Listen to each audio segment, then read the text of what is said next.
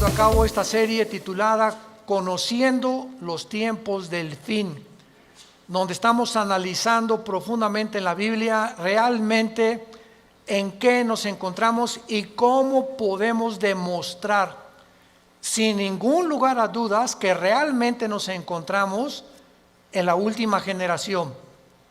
Y una de las cosas más importantes que tenemos que entender los cristianos es que es el tiempo de volverse a Dios. Es el tiempo de tomar en serio a Dios. La Biblia está llena de advertencias, como Mateo 7, en aquel día me dirán, Señor, Señor, hablamos lenguas, hasta demonios echamos, hicimos milagros, a muchos les hacíamos y se caían, etcétera, etcétera. Y les diré, nunca los conocí, porque nunca hicieron mi voluntad. Entonces, hacer la voluntad de Dios es creer que lo que la Biblia dice es verdad. Y si tú vienes a un estudio de francés, o a un estudio de hebreo, o de italiano, o vas a la escuela a estudiar geografía, imagínate que el maestro sepa que no llevaste tu libro de geografía, o tu libro de historia, o de civismo, o de todos los libros, ¿verdad? En mis tiempos que teníamos la mochila cargada como con 10 libros. Entonces no podía, nos sacaba de la clase el maestro en aquel tiempo. Entonces venía la Biblia, venía el domingo a la iglesia y no traer el libro. Pues ¿a qué vienes, no? Pues nomás vengo a oír, vengo a escuchar nada más. Pero cuando tienes la Biblia en tus rodillas y hablando el predicador, pero es que como están los versículos ahí en la pantalla, ¿para qué traigo ya la Biblia? Porque si no la aprendes a manejar, a ver el libro de Amós, me voy al índice, Amós página 1195, la busco rápidamente y me doy cuenta que comienzo a manejar mi Biblia y comienzo a descubrir dónde se encuentran en el Antiguo los Salmos, que está a la mitad de la Biblia, los Proverbios, el Apocalipsis, y no andas buscando Génesis en los Evangelios. Entonces, esta es la razón por la cual el cristianismo se encuentra como se encuentra. Ahora, fíjense ustedes, la segunda prueba, si mañana yo le pregunto a cualquiera de ustedes que no trajo la Biblia hoy, ¿me puedes hacer llenar una hoja tamaño carta en un resumen de lo que oíste ayer en la conferencia? No llenan ni la mitad de la hoja. Porque es más difícil recordar que estar escribiendo o tomando notas o estar en contacto con la Biblia o con el libro de geografía o de historia o con la materia que tengas que escuchar. Cristianos, familia de Dios, pónganse las pilas. Ya. Ya estuvo suave solamente de venir a calentar una silla el domingo sin tener en cuenta las grandes responsabilidades que tenemos como hijos e hijas de Dios. En la Biblia encontramos dos patrones que nos muestran claramente que Dios tiene en su plan cósmico de los tiempos cronología, porque dice yo soy el primero, yo soy el postrero, desde el principio hasta el fin. Entonces, el Dios de los cielos, creador del universo, el maestro de maestros, el sabio de los sabios, cuyos pensamientos no son otros pensamientos, tiene un plan. Y tiene un plan secreto. Por ejemplo, para darles rápidamente esto como un ejemplo, para no ser redundante, Satanás no sabía el plan de Jesucristo.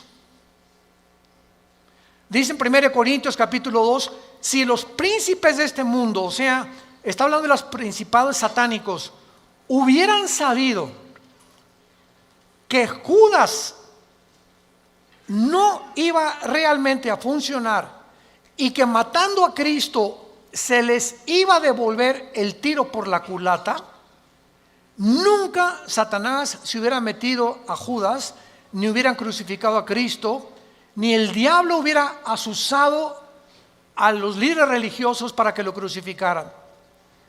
¿Por qué? Porque aunque sabían que venía el hijo de David y que algún día vendría un Mesías, no se mencionaba que era el Hijo de Dios.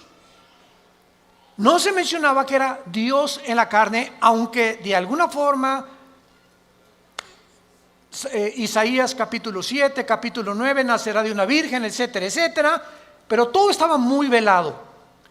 Entonces, el diablo y los demonios, lo único que sabían era realmente que él era un enviado de Dios, claro, Jesucristo, pero no entendían claramente que en su muerte se encontraba el secreto de su derrota y menos en su resurrección.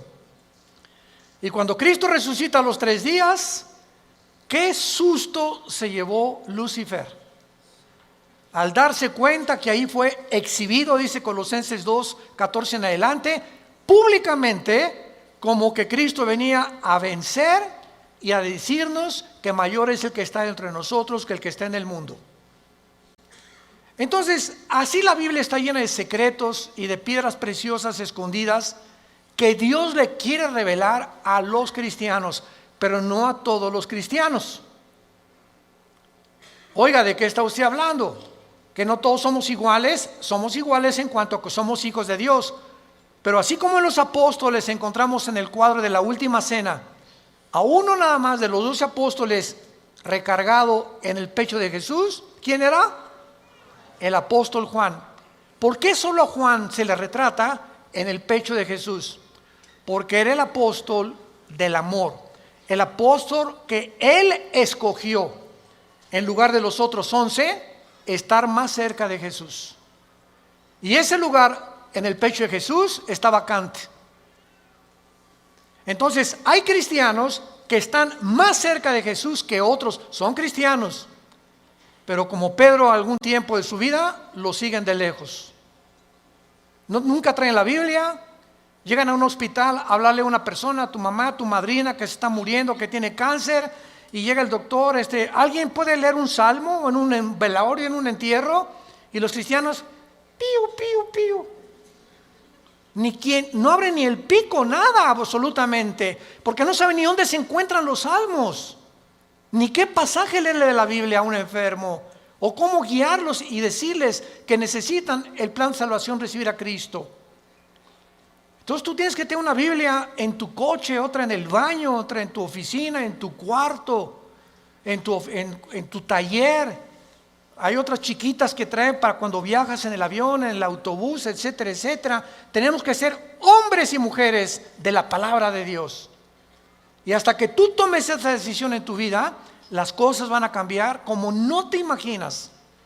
Porque serás fortalecido como un árbol plantado junto a corrientes de agua, que da su fruto a su tiempo, su hoja no cae, y todo lo que hagas, escúchame bien, todo lo que emprendas prosperará. Porque el fruto de nuestra prosperidad y nuestras bendiciones vienen de nuestro contacto con este libro. Muy bien, dentro de la cronología del plan de Dios, Dios le dio a Israel la semana de 7 días, 6 días de trabajo por uno de descanso, y al mismo tiempo que Dios creó en 6 días el universo, el 7º de descanso, Dios dice en el Salmo 90, en Primera de Pedro, que para Dios un día de 24 horas es como 1000 años. Con mucho cuidado, síganme. Entonces, estos 6 días de 24 horas, Dios le da a Israel semanas de años también. En otras palabras, bíblicamente, la historia del ser humano, desde Adán hasta que venga Jesucristo en su segunda venida, tienen que pasar 6000 años. Por ahí ya vamos bien. No puede pasar más tiempo porque es el tiempo exacto de Dios. 6000 años. Ahora, ¿cómo estamos contando nosotros los años a través de la historia? El impacto de Jesucristo en la historia ha sido tan grande. Señores historiadores, maestros, sociólogos que nos visitan, ateos, escépticos y agnósticos, la historia la contamos desde antes o después de Buda. ¿Antes o después de Mahoma? ¿Antes o después de Zoroastro? ¿Antes o después de Mahatma Gandhi? Antes y después de Cristo y después de Cristo. Es tan grande el impacto de Cristo que divide la historia. Es tan grande que se celebra su nacimiento en Navidad y en Semana Santa su muerte. No hay otro personaje en la historia que haya impactado tanto al mundo como la vida de Jesús de Nazaret. Ahora, este impacto de Jesucristo en la historia nos muestra que no sabemos cuándo nació. Muchos dicen que nació entre el año 6 o 7 de nuestra era cristiana, no en el año 1.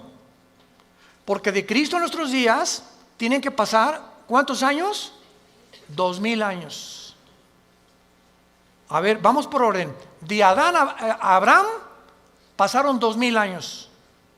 De Abraham a la cruz, 2000 años. ¿Cuántos van?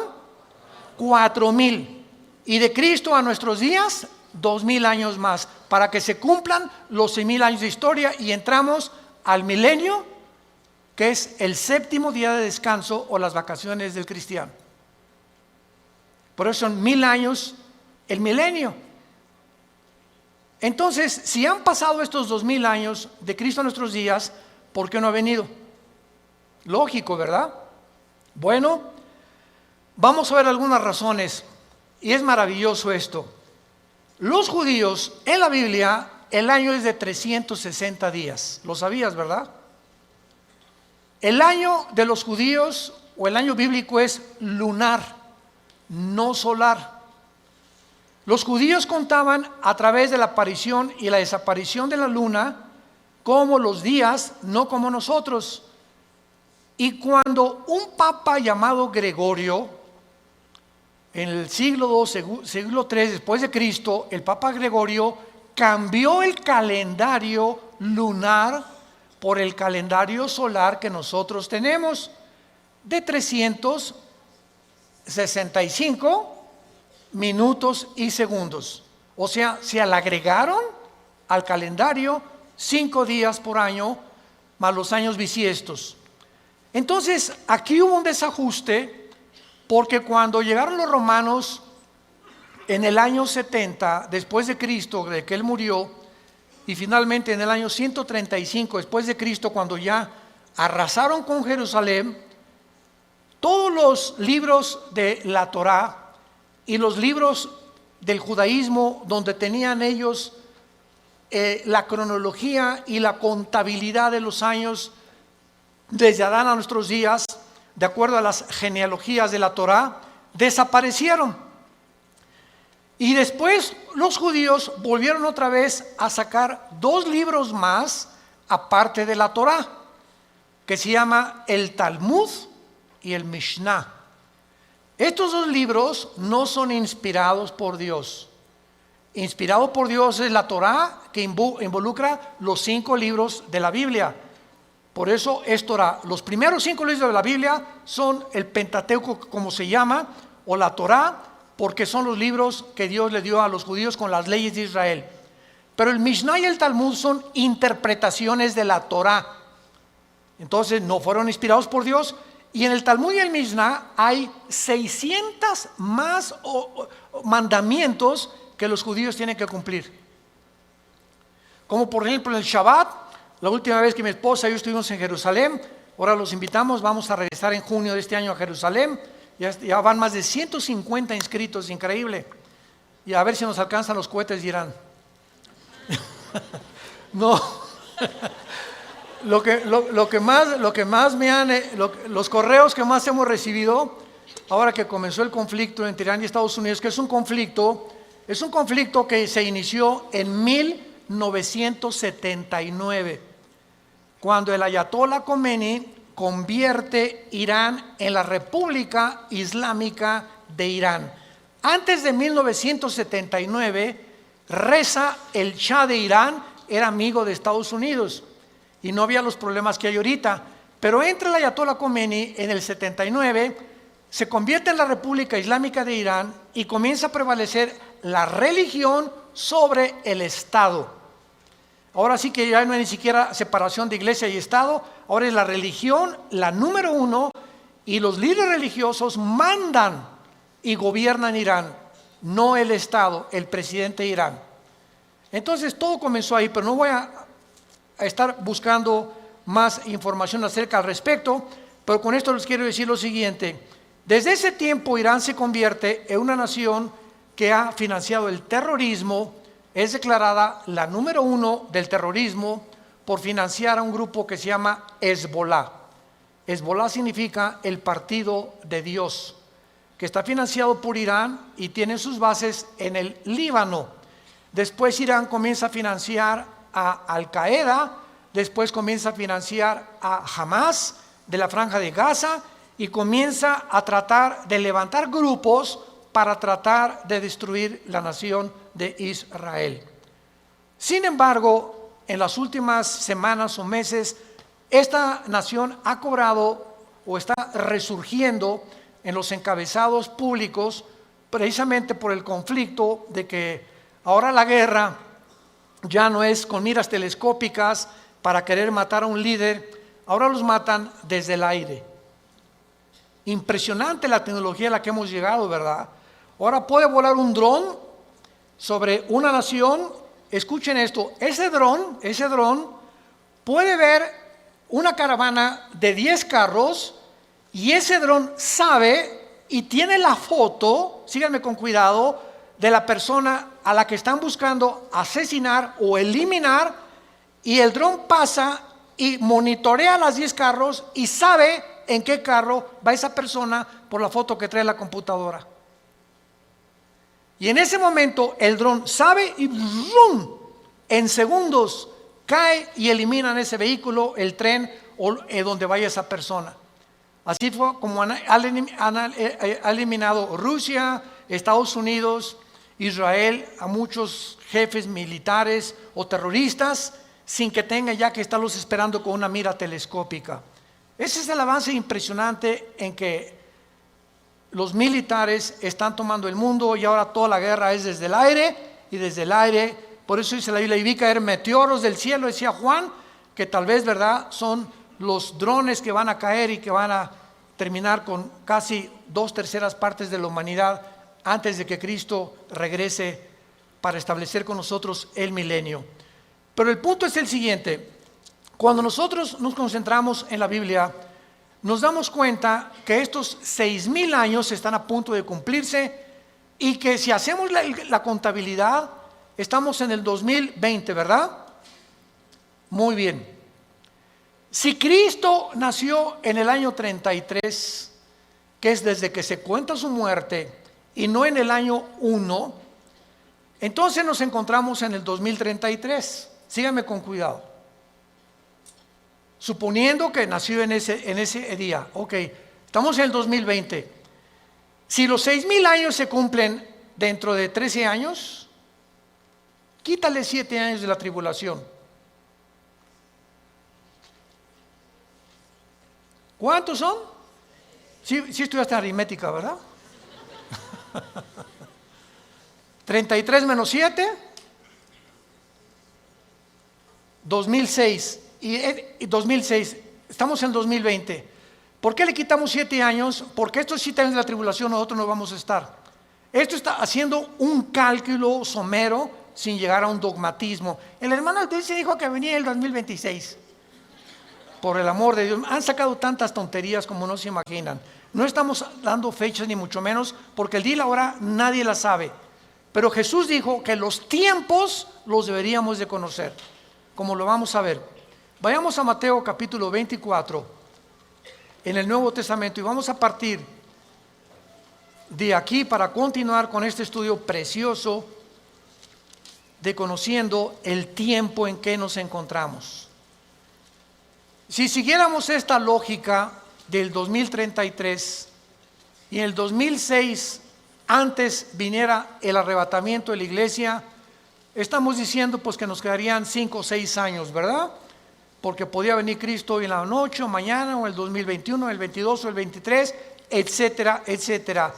Pero esto desde la perspectiva somera de un análisis especulativo, lo aclaro, para que nos encontremos y podamos deducir que aunque no falten 5 o 6 años o 13 años, solo Dios lo sabe, repito, porque el calendario judío, ¿saben qué atraso tiene?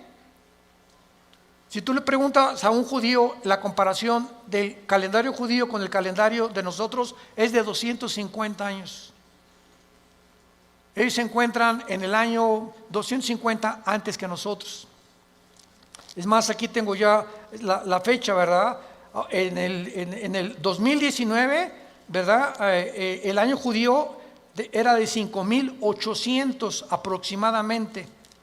Entonces ahora ellos están más arriba o más abajo por los cálculos del Mishnah y de los libros que se perdieron, y el análisis y las genealogías no pudieron calcular exactamente. Y nosotros bíblicamente, hubo un obispo en Inglaterra llamado Busher, arzobispo Usher, que fue el que dijo que desde Adán hasta Cristo son 4.000 años. ¿Basado en qué? Basado en las genealogías que se encuentran en el capítulo 10 del Génesis. Ahí está la genealogía de las genes. Adán tuvo esto y esto y esto, y Isaac tuvo esto y esto y esto, y etcétera, etcétera. Lleven en todas las genealogías de donde descendemos todos. Y basado en esas genealogías, que hay un margen de error de algunos años, se calculó que de Adán a Cristo hay 4.000 años, y de Cristo a nuestros días llevamos 2.000 años. Pero no puede haber más de 25 o 30 años de margen de error. Entonces nos encontramos demasiado cerca, más cerca de lo que nos imaginamos. Ahora bien, otra cosa importante, antes de leer Mateo 24. El rapto de la iglesia, es increíble que haya personas que ya ni en el rapto crean. Yo he escuchado conferencias de personas que no creen ya ni en el rapto. Estamos en la apostasía. Están negando cosas superbíblicas.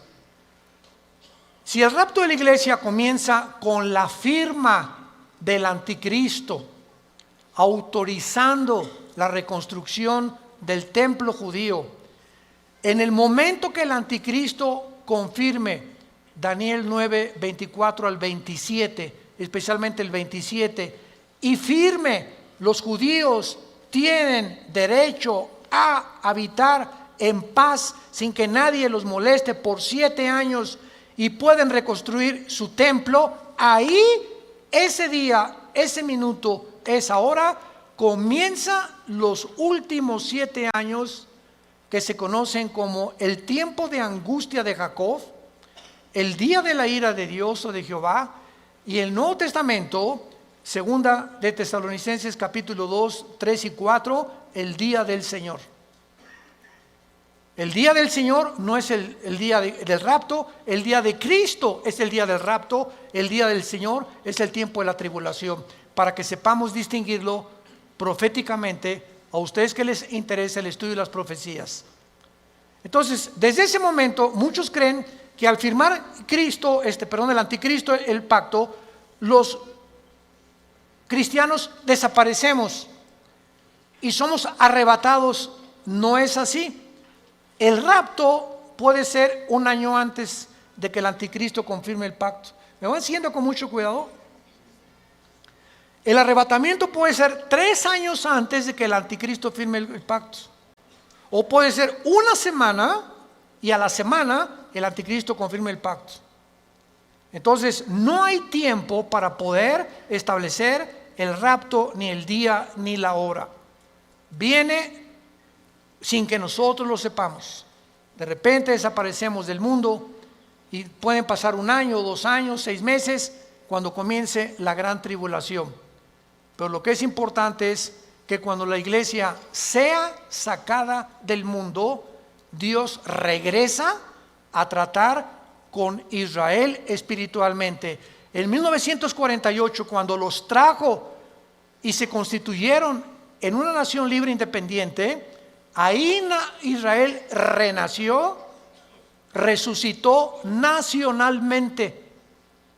Entonces los judíos regresaron en el 48 sin convertirse al Mesías, porque hasta la fecha en Israel la mayor parte de los judíos no creen en el Mesías, en Jesús. Solo un judío que se convierte se llama judío mesiánico.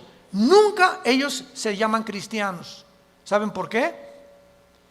Porque cuando oyen la palabra cristiano, los judíos asocian el cristianismo con la Iglesia Católica. Y la Iglesia Católica los persiguió más de 250, 300 años en la Inquisición con el señor Torquemada en España.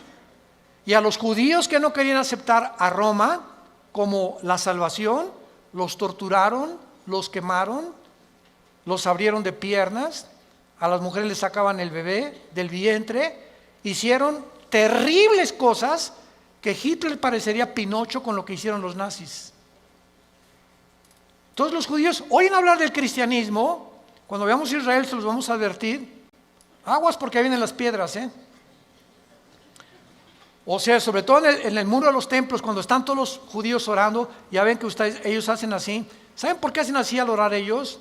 Porque uno de los salmos dice que al orar deben menear la cabeza y recordar que deben recordar lo que están orando. Por eso oran así ellos, entierran sus papelitos en el muro de los lamentos, traen su kipá, cubierta la cabeza. A nosotros se nos prohíbe taparnos la cabeza cuando estemos orando. 1 Corintios capítulo 11. Entonces ellos lo pueden hacer porque son así, esa es su costumbre. Pero ellos, ¿verdad?, no creen en el Mesías y ellos asocian, si les dice soy cristiano, ellos no saben que el cristianismo no es el catolicismo. El catolicismo es la perversión del cristianismo. El catolicismo nació 250 años después de Cristo. Durante 250 años no hubo papa, no hubo liturgias, no hubo sacramentos, no hubo santos a quienes invocar. No tenías que tomar una cosa o una hostia para decir que estabas recibiendo a Cristo. Pero se convierte Constantino, el último emperador romano, y entonces absorbe el cristianismo antes de él como la religión oficial del Sacro Imperio Romano. Y decimos en mi tierra, es la misma gata pero revolcada. Entonces el Imperio Romano políticamente se da la vuelta y se convierte con el mismo poder, escúchenme, pero religioso. Y desde hace casi 18, 19 siglos, el Imperio Romano es el imperio del Vaticano y gobernó Europa, a los príncipes, a los reyes, y nadie en Europa se podía casar ni a tener negocios sin el permiso de Roma, de la religión. Y los que no pertenecían y aceptaban que el Vaticano era el único representante de Dios, los quemaban, los crucificaban, los echaron a los leones, etcétera, etcétera, etcétera. Ya hablando después del Coliseo romano famoso. Entonces, el cristianismo no es una religión, es una relación personal, viva, orgánica, dinámica, con alguien que está vivo. Y cuando salimos de la religión y nos encontramos con el Jesús resucitado que quiere entrar a tu vida hoy, tal vez tú no lo tengas, descubres que el cristianismo es diario y lo vives diario. Te levantas y tienes tu Biblia, te acuestas y tienes tu Biblia, oras por tu familia, oras por tu esposa, oras por los alimentos, comienzas a asociarte, tienes una comunión con Dios diaria. Por eso se compara con el matrimonio el cristianismo. Imagínense mi esposa y yo, que me digan 8 meses, Armando, en estos 8 meses que tenemos tú y yo, nos hemos sentado algún día a platicar y algún día tú me has comunicado y compartido tus sentimientos, tus expresiones, cómo te sientes para que yo te conozca más, porque llegamos en la noche y nomás oigo. y te volteas para el otro lado, te vas a trabajar durante todo el día.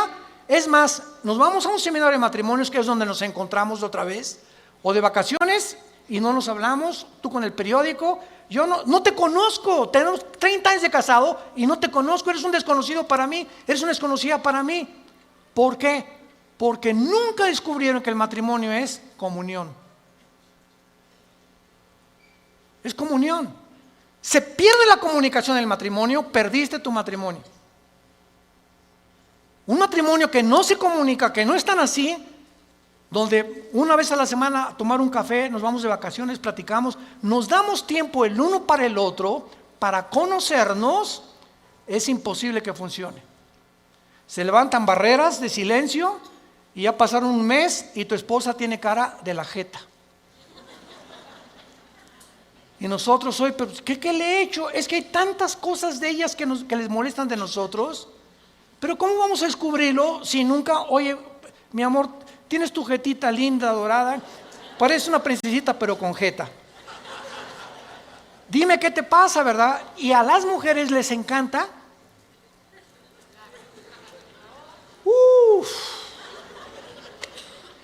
Porque no son como nosotros.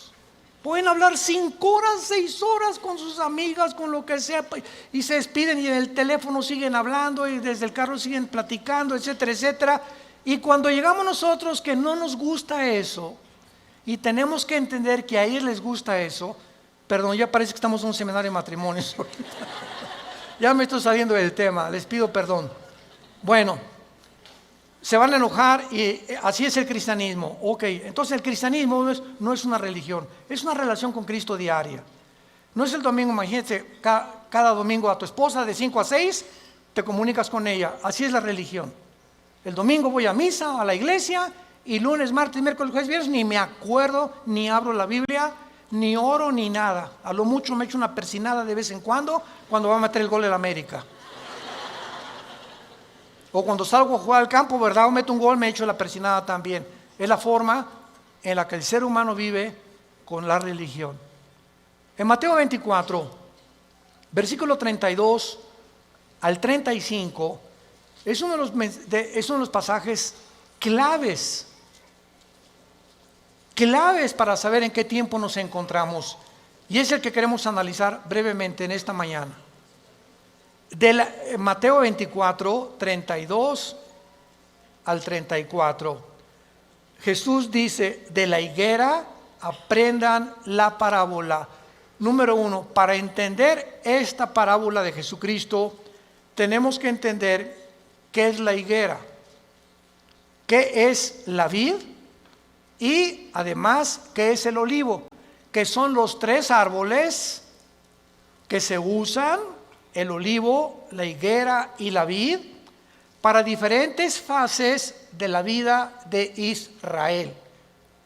Entonces, por ejemplo, la higuera, ¿verdad?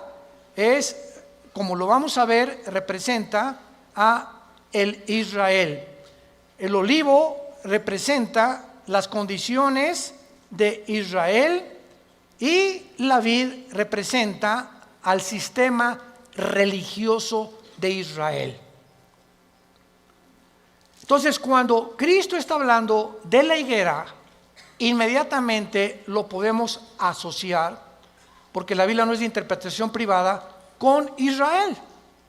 Porque Israel es la higuera y hay cantidad de pasajes en el Antiguo Testamento donde se representa a Israel como la higuera. Muy bien, de Israel aprendan la parábola. Ahora ya vamos con un poco más de luz.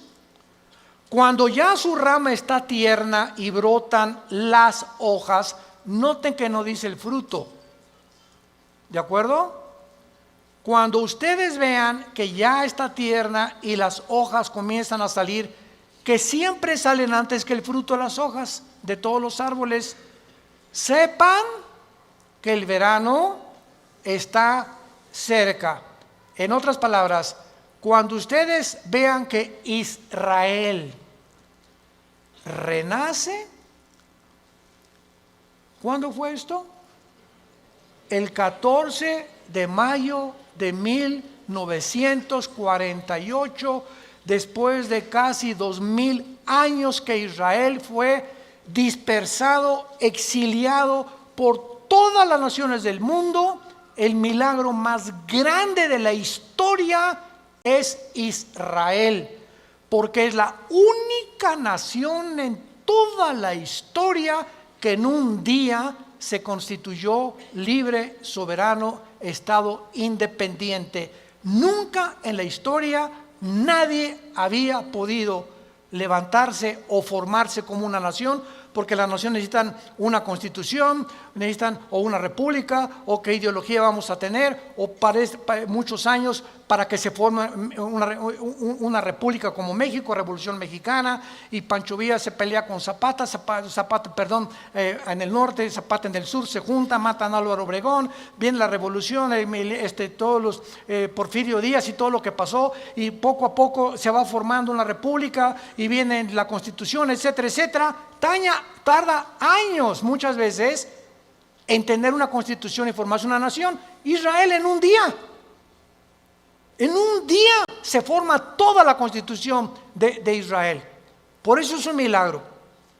Cuando vean ustedes esto, versículo 33, cuando vean todas estas cosas, ¿qué cosas? Las cosas que en Mateo 24 oirán de guerras, rumores de guerras, pestes, hambres, terremotos. Será el principio, no el fin, el principio de los dolores. La generación que vea nacer a Israel, ¿quiénes somos? Nosotros. Los que han nacido entre 1946 a nuestra fecha se llaman los baby boomers. Ahorita creo que le llaman los millennials, ¿verdad? ¿O cómo les llaman, Caleva? Los de millennials. Ya tantos nombres, ya yo creo que le llaman los cibernéticos. Bueno, del 46 a nuestros días, una persona que nació en el 46 tiene ahorita 70, 73, 75 años, más o menos. Dios dice que los que vean estas cosas pasando, conozcan que está a la puerta. De cierto les digo, no pasará la generación de los baby boomers. Versión de Alducin. Traduciéndolo al léxico del siglo XXI, no pasará la generación del 48 hasta nuestros días, hasta que todo esto acontezca. Más claro Jesús no podía ser. Ahora muy bien, ¿cuánto es una generación? El Salmo 90 y 1 de Pedro capítulo 3 dicen que una generación es aproximadamente entre 80 y 90 años de edad. Dice los más fuertes 85, 90. Porque sabemos que antes del diluvio pasaban hasta los 500. Noé a los 500 años fue papá. ¿Se imaginan? Matusalem a los 969 años es el personaje más grande que ha vivido, más que tu abuelito y el mío. Matusalem, 969 años. Viene el diluvio, cambió todo. ¿Y saben por qué se redujo la edad? Porque si Dios nos hubiera dejado vivir más tiempo, ya nos hubiéramos matado como las ratas. ¿De qué estoy hablando? Agarra un cuarto de 5 metros por 5 metros y mete 50 ratas. Van a vivir un mes. Redúcelo a la mitad. Van a vivir 15 días porque se matan más rápidamente. Y mientras más lo reduzcas, más rápido se muerden unas a otras. Mientras más grande el espacio, más tiempo viven. Entonces, así nosotros, Dios tiene que reducir más y más nuestra vida, porque mientras más querramos vivir, si así con 80 años de edad estamos al punto de una tercera guerra mundial, ahora imagínense que Dios nos hubiera concedido que viviéramos más tiempo. Entonces, por la misericordia de Dios, se redujo la vida en los más robustos, 85, 90 años.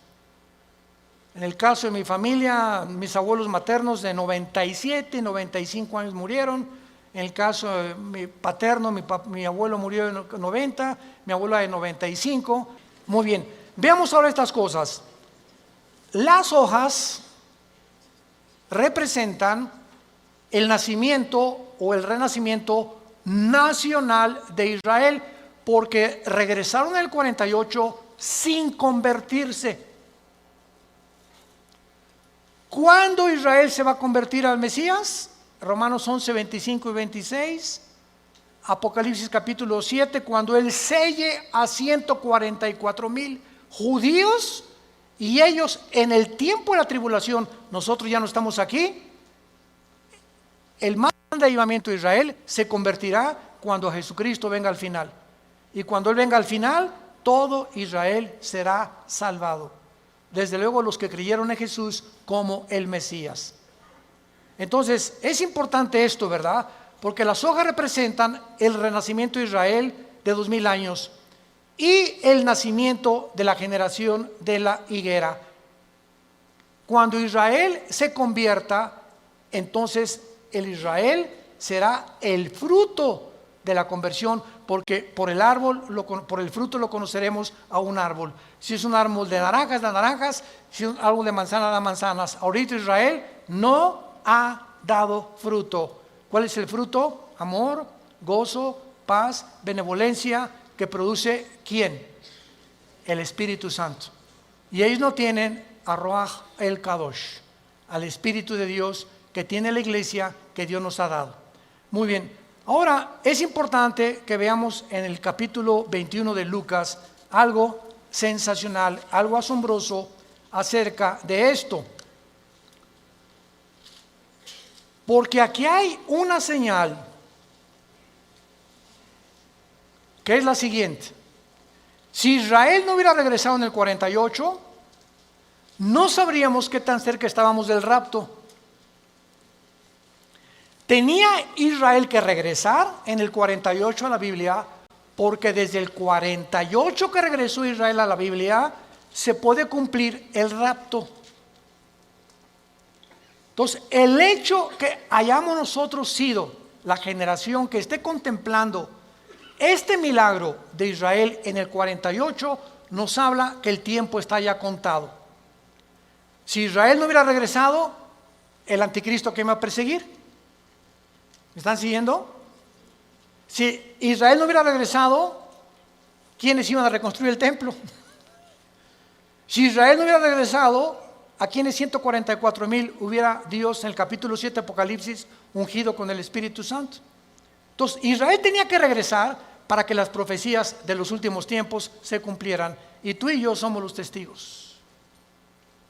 Antes del 48, nadie sabía ni se imaginaba que Israel iba a regresar. Fue un milagro de la historia. Y el rapto lo mismo. No sabemos ni cómo, ni cuándo, ni a qué hora, pero va a ser algo que ya se puede cumplir porque Israel está en su tierra. Ahora, en Lucas 21 hay un antecedente maravilloso y dice en el versículo 29 el Señor Jesucristo: también les dijo una parábola, y está contando Lucas las mismas palabras de Jesús, pero observemos con lupa que Lucas le agrega otras palabras que no tiene Mateo. Y nos vamos a sorprender de esto. Miren la higuera. ¿Ya ves que te dije que trajeras la Biblia? Aquí ya me doy cuenta quién la trae. Y todos los árboles. Eso no está en Mateo. En Mateo solamente es la higuera. Pero aquí se le agrega que no solamente miremos a la higuera, sino todos los árboles. ¿Quiénes son todos los árboles? En la Biblia, por ejemplo, en el libro de los jueces, en el libro de los Antiguos Testamentos, los árboles representan dos cosas: naciones y personas. Como en, por ejemplo, Ezequiel 31, el cedro representa al anticristo y los árboles, las naciones que van a estar alrededor del anticristo. Entonces, Cristo está diciendo: vean el renacimiento de Israel y vean las naciones que a su alrededor de él, en el Medio Oriente, van también en el mismo tiempo y en las mismas épocas a resucitar y a resurgir. Escuchen esto, la Primera Guerra Mundial preparó la tierra para Israel. La Segunda Guerra Mundial preparó a los judíos para la tierra de Israel.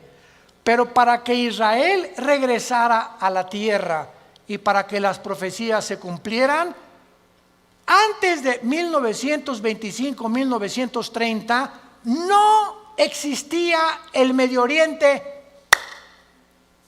Jesús, María y José y el burrito que los acompaña. Las naciones que se encuentran ahorita en el Medio Oriente no existían antes de 1930. Escuchen ustedes lo siguiente. Estos árboles son las naciones que surgieron en el mismo periodo. El Líbano, 1920. Siria, 1920. Turquía, el Imperio Otomano turco sale y Turquía se convierte en una nación. Arabia Saudita, 1932. Irak, 1932. Jordania, 1946. Israel, 1948. Egipto, 1952. Todas estas naciones necesitaban primero que Israel surgiera, porque Israel iba a ser el centro de las profecías para que se cumpliera la venida de Jesús. Mire la higuera y todos los árboles. No pasará esta generación hasta que todo esto suceda. Es sorprendente observar que el Medio Oriente visible, tal como lo vemos ahorita, fue formado en el siglo XX. Existía la Mesopotamia, o sea, Siria y Irak, era lo mismo, era el Medio Oriente, pero no estaba la división entre Siria y entre Irak, Transjordania, Jordania, el Líbano, Egipto. Egipto existe desde hace cientos de siglos, pero no estaba formado exactamente con las divisiones geográficas que los ingleses y los franceses, que fueron los que colonizaron con Portugal y España el Medio Oriente, determinaron, y ellos fueron los ingleses y los franceses los que dividieron el Medio Oriente tal como nosotros lo conocemos actualmente. A Israel le asignaron ese pedacito de tierra, a Jordania eso, a Arabia Saudita eso, a Líbano eso, a Siria eso, y fue después de la Primera Guerra Mundial. Estas cosas que están pasando, vemos nosotros que tenían que suceder para que nosotros pudiéramos comprender que las profecías bíblicas tenían que cumplirse. 1945 termina la Segunda Guerra Mundial. ¿Quién gana? Estados Unidos, Inglaterra y Rusia. 1957 se firma el Tratado de Roma, donde Jacques Delors, francés, Europa, unámonos, porque la unión hace la fuerza y Europa tiene que tener una moneda, tiene que tener una constitución, tenemos que unirnos todos. 1967, la Guerra de los 6 días. 1989, cae el comunismo y en ese momento comienza la democracia a elevarse en el mundo. 1992, el Tratado de Maastricht forma la Unión Europea. En el 2016, Inglaterra dice a la Unión Europea, ahí nos vemos el Brexit. Los ingleses no quieren someterse al euro, quieren mantener su independencia con la libra inglesa, esterlina, y ellos quieren tener su propio gobierno, no quieren pagarle los impuestos a la Unión Europea. Y estos acontecimientos tenían que suceder después de Israel, del 48. Las Naciones Unidas, la Unión Europea, el Mercado Común Europeo, el Fondo Monetario Internacional, la OTAN, la OPEP, todo tenía que formarse después de Israel. ¿Para qué? Para preparar el camino a las profecías que tenemos aquí de los últimos tiempos, y todos estos eventos han sucedido ante nuestros ojos para que sepamos que los cascos del Apocalipsis se escuchan en el cielo. ¿Qué es el 2021? Violencia, incendios en Australia, más de 1.000 millones de especies, ¿me escuchaste bien?, de animales han muerto en Australia. 1 millón de especies casi en las Américas de animales. Y estamos involucrando también a delfines, ballenas, tiburones y peces. Incendios en California, incendios en otras partes del mundo, inundaciones, tsunamis, cambios de clima, ya no hay primavera, ya no hay verano, huracanes devastadores, cada día con más fuerza, grado 3, grado 4, etcétera, etcétera. Nos encontramos en un mundo convulsivo políticamente. ¿Qué será? ¿Será melón? ¿Será sandía? ¿Comunismo o socialismo? ¿O autocracia? ¿O monarquías otra vez? ¿O una oligarquía? ¿O qué sistema? No, vamos a mezclar mejor ya. Comunismo con capitalismo como China. O socialismo pero también con capitalismo. Y es una ensalada del chef en las ideologías gubernamentales y filosóficas, porque el mundo ha llegado a su fin. Ningún sistema ha funcionado, el comunismo cayó, fue un fracaso, se vuelve a desenterrar al mismo muertito, porque la historia nos enseña que el hombre no aprende de la historia. Y cometemos los mismos errores, porque usted es la generación de los milenistas o milenios, o ¿cómo les llaman? Cibernético les llamo yo, ¿verdad? No han experimentado lo que nuestros padres en la Segunda Guerra Mundial, lo que se sufrió, y ahorita el pasado ya no existe para ustedes. Ahorita solamente la computación y esto dinero, y qué carrera es la que más dinero produce, y por acá y por allá, y somos movidos por una ambición, una especulación, una comercialización de todo en todas las cosas, porque el mundo se dirige al comercio. ¿Sabían ustedes eso? El anticristo va a establecer un sistema de comercio en Medio Oriente que va a ser el Plaza Galerías más grande del mundo, en Irak, donde nació tu madrina. Y cuando nosotros veamos estas cosas, nos damos cuenta que el mundo se encuentra en un precipicio, que nos queda muy poco tiempo. Yo te pregunto, ¿tú eres cristiano? Si me contestas que sí, te hago la segunda pregunta. Desde que tú te convertiste, ¿has guiado a alguna persona a recibir a Cristo en su vida? ¿O eres de las personas que estás en el hospital con tu madrina muriéndose? Pastor, ¿puede venir a hablarle a mi esposa de Cristo? ¿A mi madrina? Entonces, ¿que tú no le puedes dar un versículo de la Biblia o compartir el plan de salvación? ¿No sabes cómo guiar a tu madrina en agonía a que reciba a Jesucristo en su cama? Tienes que recurrir al pastor. Se murió. ¿Puede venir al funeral para predicarles de Cristo? ¿No lo puedes hacer tú? Claro que vamos, porque es nuestra responsabilidad de los pastores. Pero ojalá que se levantaran más familias ya con un liderazgo, con la convicción profunda de que es lo más importante que el ser humano pueda tener, regresarse a Dios y pedirle perdón por tus pecados. ¿No lo quisieras hacer tú en esta mañana? ¿No quisieras tú considerar ante los acontecimientos que nos rodean que verdaderamente necesitas a Dios? Que tú no puedes ya seguir jugando a la matatena con el cristianismo, ni creyendo o engañándote, que es peor. Porque una persona engañada no sabe que está engañada porque está engañada. Entonces, para que alguien sepa que está engañado, tiene Dios con la Biblia que decirle: estás mal. Tú crees que eres, pero no eres más que un pobre, desventurado, miserable y desnudo pecador que tiene necesidad.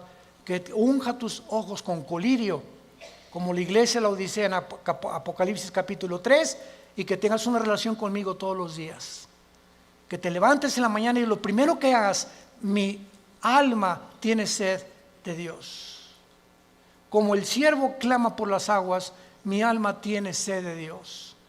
¿Hay esa pasión por Dios en tu vida? ¿Buscas a Dios con todo tu corazón? ¿Vienes al domingo y ya traes tu Biblia? ¿Ya te cayó el 20? ¿Realmente estás convencido que esto es lo que realmente Dios quiere para tu vida? Despiértense, porque el día está amaneciendo